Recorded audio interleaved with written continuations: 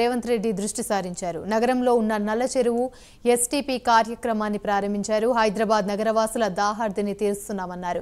YS Rajasekhara Reddy హయాంలో కాంగ్రెస్ ప్రభుత్వం కృష్ణా జలాలను తీసుకొచ్చిందన్నారు. గతంలో రాజిరెడ్డి ఈ ప్రాంతానికి నిధులు తీసుకుని వచ్చారని గుర్తు చేశారు. ప్రస్తుతం నగరవాసుల సమస్యలను తీర్చుతామని సీఎం స్పష్టం చేశారు.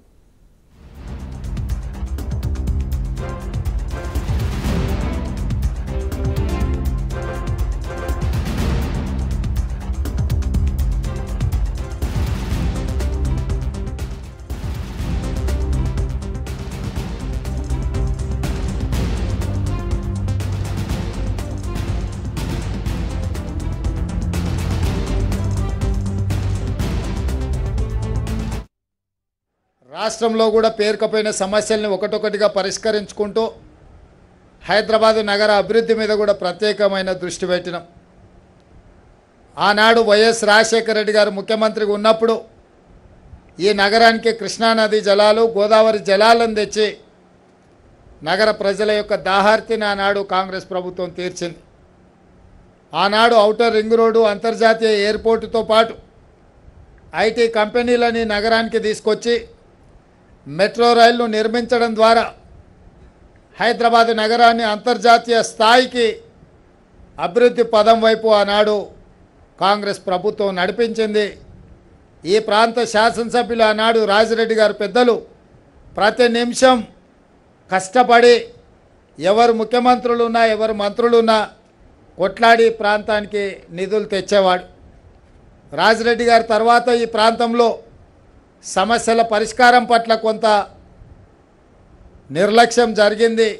ఇప్పుడు మళ్ళీ తప్పకుండా ఎన్నికలప్పుడే రాజకీయాలు, ఎన్నికలు ముగిసిన తర్వాత అభివృద్ధి లక్ష్యంగా అన్ని ప్రాంతాలను అభివృద్ధి పదం వైపు నడిపించాలన్నదే మా ప్రభుత్వం యొక్క లక్షణం. అందుకే మూసీ రివర్ను అంతర్జాతీయ ప్రమాణాలతోటి ఈరోజు అభివృద్ధి చేయాలన్న ఆలోచనతో మొన్న లండన్లో కూడా థేమ్ రివర్ ఫ్రంట్ను చూసి అట్లాంటి అభివృద్ధి మూసీ రివర్ మీద నిర్మించాలి, 55 కిలోమీటర్లు అద్భుతంగా అంతర్జాతీయ స్థాయిలో అభివృద్ధి చేయాలి అని ఈరోజు నిర్ణయం తీసుకున్నాం. ఈ ప్రాంతంలో ఉండే సమస్యల పట్ల నాకు సంపూర్ణమైన అవగాహన ఉన్నది. 5 సంవత్సరాలు మీ అభిమానంతో పార్లమెంట్ సభ్యుడిగా దేశంలోనే పెద్దదైన మల్కాజ్గిరి పార్లమెంటుకు బాధ్యత వహించి ఈ సమస్యలను అన్ని స్థాయిలో మాట్లాడడం జరిగింది. రోడ్ల విస్తరణ కావచ్చు, ఫ్లైఓవర్ బ్రిడ్జ్ కావచ్చు, ఉప్పల్ చౌరస్తా అభివృద్ధి కావచ్చు, ఉప్పల్ బగాయత్ కావచ్చు, మెట్రో రైలు కావచ్చు, మూసీలో ఉండే మురికి కావచ్చు, ఇక్కడ ఉండే దోమలు, కలుషితమైన నీళ్ళ సమస్యలు కావచ్చు, బస్తీలలో పేదలకు ఉండే చాలా సమస్యలు నాకు తెలుసు. రాష్ట్రంలో కూడా పేరుకపోయిన సమస్యల్ని ఒకటొకటిగా పరిష్కరించుకుంటూ హైదరాబాద్ నగర అభివృద్ధి మీద కూడా ప్రత్యేకమైన దృష్టి పెట్టినాం. ఆనాడు వైఎస్ రాజశేఖర రెడ్డి గారు ముఖ్యమంత్రిగా ఉన్నప్పుడు ఈ నగరానికి కృష్ణానది జలాలు, గోదావరి జలాలను తెచ్చి నగర ప్రజల యొక్క దాహార్తిని ఆనాడు కాంగ్రెస్ ప్రభుత్వం తీర్చింది. ఆనాడు ఔటర్ రింగ్ రోడ్డు, అంతర్జాతీయ ఎయిర్పోర్టుతో పాటు ఐటీ కంపెనీలని నగరానికి తీసుకొచ్చి మెట్రో రైళ్లు నిర్మించడం ద్వారా హైదరాబాద్ నగరాన్ని అంతర్జాతీయ స్థాయికి అభివృద్ధి పదం వైపు ఆనాడు కాంగ్రెస్ ప్రభుత్వం నడిపించింది.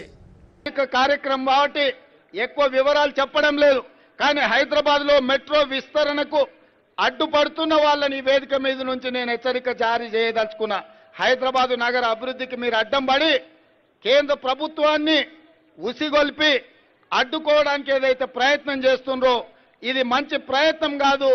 ఇట్లాంటి పనులు చేసే వాళ్లకు హైదరాబాద్ నగర బహిష్కరణ శిక్ష విధించాల్సి వస్తుంది. మీరు జాగ్రత్తగా ఉండండి. హైదరాబాద్ నగర అభివృద్ధికి